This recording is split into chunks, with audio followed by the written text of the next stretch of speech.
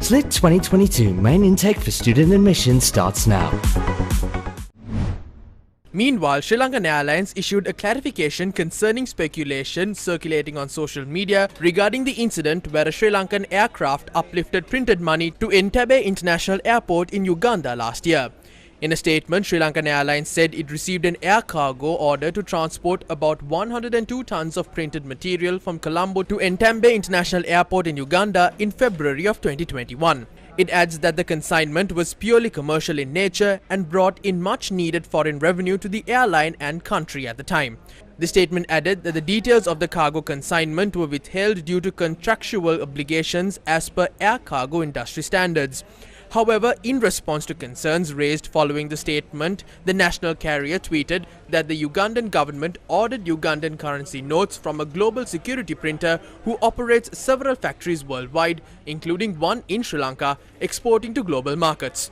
It went on to note that Sri Lankan aircraft which were underutilized at this time in 2021 during the pandemic were chartered by a UK-based freight forwarder. It added, what is now being misunderstood is the airline pilot's guide proud announcement of this achievement of using underutilized PAX aircraft. Do you remember? Several transactions between Uganda and Sri Lanka were questioned in the recent past. The most recent interaction between the two nations that was subject to these questions was Prime Minister Mahinda Rajapaksa's visit to Tirupati on board a private aircraft. The private aircraft hired for the Prime Minister's visit came at an exorbitant price and the flight landed at the Ratmalana airport from Entebbe, Uganda. T7JSG When looking at the flight details of the private jet T7JSG, the jet landed at the BIA from India on the 10th of this month. On the 10th itself, the jet had travelled to the Jomo Kenyatta airport in Kenya. The jet had travelled within Kenya on the 14th. On the same day, they had left Kenya from the Bukoba airport for Tunisia. On the 15th, they had left Tunisia for Kampala. Then from Kampala, they had to come to Ratmalana once again on the 16th. After arriving in Ratmalana on the 16th, the jet had travelled to Kochi and Chennai before travelling to Tirupati on the 23rd.